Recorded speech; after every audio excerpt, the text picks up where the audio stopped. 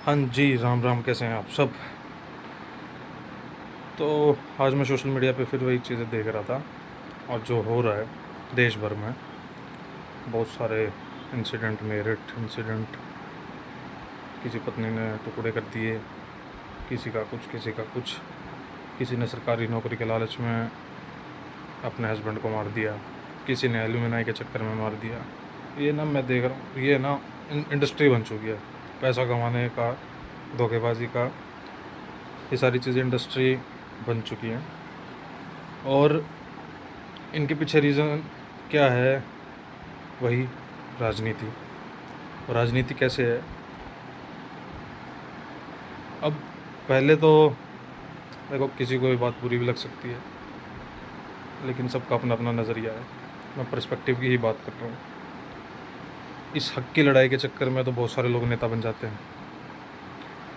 वही नेता हम सबको कंट्रोल करते हैं, और वही से शुरुआत होती है वीमेन एम्पावरमेंट की। वीमेन एम्पावरमेंट की बात तो करते हैं हम, वीमेन एम्पावरमेंट के नाम पे हम हक की लड़ाई लड़ते तो हैं, लेडीज़ भी आगे आती हैं, लेकिन वो वीमेन एम्पावरमेंट बहुत गलत दिशा में जा रहा है। वीमेन एम्पावरमेंट होना चाहिए कि आप औरतों को उनका हक दो, औरतों को बराबरी में लेके आओ, इक्वालिटी। लेकिन वो इक्वालिटी रॉन्ग डायरेक्शन में जा रही है। औरतें अगर कंपटीशन क्रैक नहीं कर पा रही, या फिर कुछ बन नहीं पा रही, उस वजह से वो पैसे वालों को फंसाती हैं, और फिर वही पैसे के लालच में बहुत सारे क्राइम होते हैं।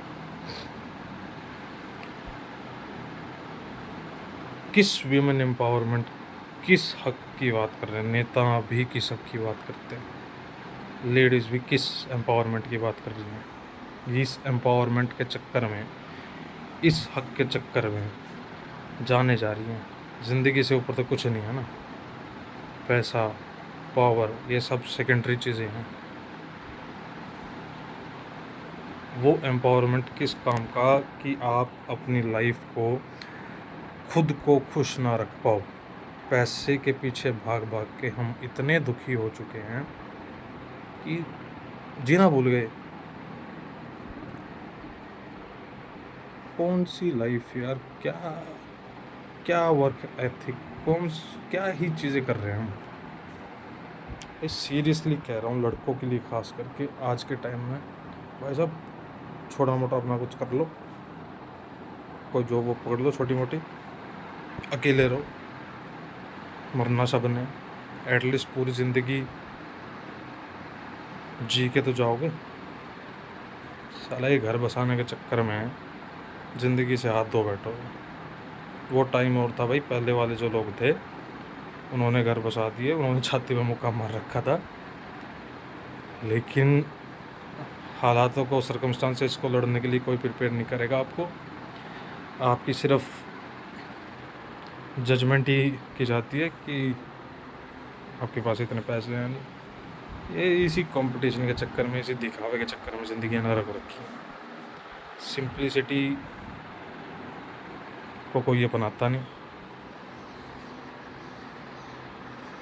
वो कर्म कर फल की इच्छा मत कर, अगर इस सिद्धांत को अपनाए ज़िंदगी में तो सारी चीज़ें सॉर्ट रहे। ये फालतू की इच्छाएं ही क्राइम करवाती है हमसे। तो भाई साहब, क्या ही इस देश का भविष्य रहेगा, क्या ही हमारा भविष्य रहेगा। और कानून व्यवस्था तो आप सबको पता ही है। तो इस देश को बहुत ज़्यादा ज़रूरत है अध्यात्म की। और अध्यात्म का मतलब ये नहीं कि सब कुछ छोड़ छाड़ के आग बंद करके बैठ जाओ। वो अध्यात्म की बात नहीं कर रहा मैं। जितने भी गुरु लोग हैं, बाबा हैं, ढोंगी बाबा, ये आपको बहुत सारी चीज़ें सिखाते होंगे। त्याग दो। आपको 10 लाख में कथा करने वाला आपको ये चीज़ सिखाएगा कि सब कुछ त्याग दो,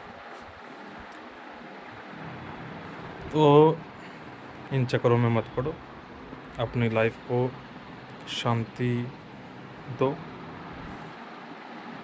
क्योंकि हम एक दूसरे को देख के बहुत सारी चीज़ें चाहने की कोशिश करते हैं, पैसा, पावर, प्रोस्पेरिटी, और लेकिन वो चीज़ें आई थिंक कोई काम की है नहीं, क्योंकि हम एक दूसरे के काम तो आ ही नहीं रहे ना। ये सब कहते तो हैं कि एक दूसरे का साथ दो, कंधे से कंधा मिलाकर चलो, बकवास है। सब वेट कर रहे हैं कब किसके पीठ में खंजर घोंपे, धोखेबाजी, चालसाजी, यही सब चल रहा है। और जो धोखेबाजी अभी तक नहीं कर रहा,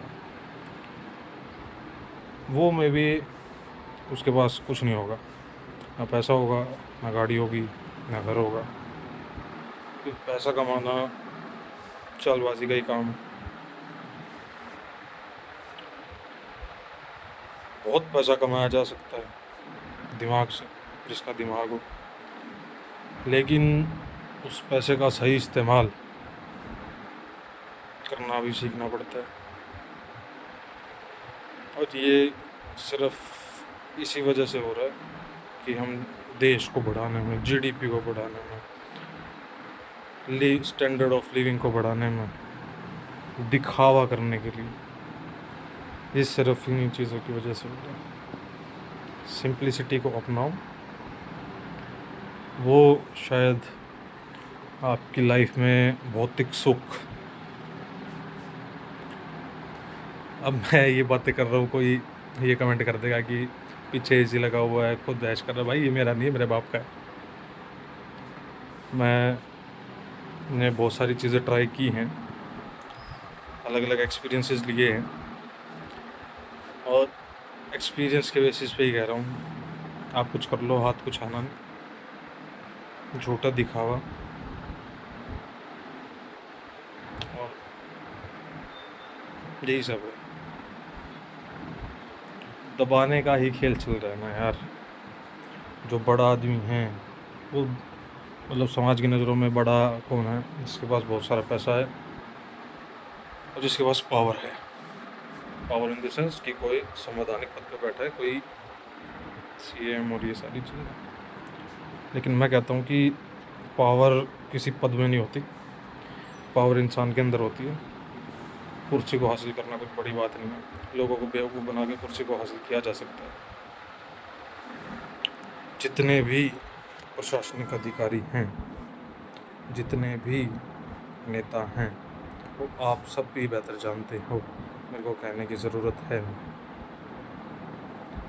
और इस वीडियो के बाद मैंने पहले भी 1-2 वीडियोस डाली हैं जो मेरे पास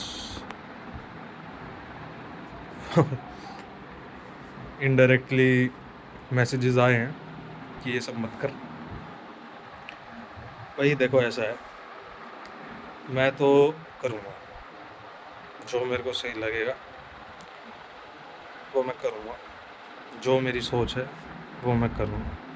जो मेरे को सही लगेगा उसको मैं सही कहूँगा, जो मेरे को गलत लगेगा मैं उसको गलत कहूँगा। और ऐसा नहीं है उनको कॉपी मैंने भी करने की कोशिश की। कॉपी क्या, मतलब वही सिद्धांत को मैच करने की। हम सब का रोल मॉडल होता है कोई ना कोई। कभी मैं भी सोचता था ताकि हाँ वैसा बनूँगा, लेकिन हकीकत जब एक मैच्योरिटी डेवलप होती है आपके अंदर, हकीकत से जब वाकिफ होते हो ना, तो घिन आने लगेगी आपको खुद से ही कि आप क्या करने जा रहे हो यार। जब मैं सीरियसली ये चीज़ महसूस करता हूँ, अमीरों को देखता हूँ ना, खुद को भी देखता हूँ, घिन आती है मेरे को। क्यों? क्योंकि गरीबों को, जो लेबर क्लास है, लोअर मिडिल क्लास है, उनको दबा के उनके पैसे से ऊपर वाले कंट्रोल कर रहे हैं। और सही गाय, इस देश की गरीबी मिट नहीं सकती। जिस दिन गरीबी मिटेगी ना, तो इन नेताओं की दुकानें बंद हो जाएंगी। तो ये हक की बातें, एम्पावरमेंट की बातें हम करते तो हैं, इम्प्लीमेंटेशन के नाम पे ज़ीरो हैं। बाकी आप सब ज़्यादा समझदार हो, बदलो इस देश को, बहुत सारे बदलाव करने की ज़रूरत है। चलिए मिलते हैं फिर नेक्स्ट वीडियो में।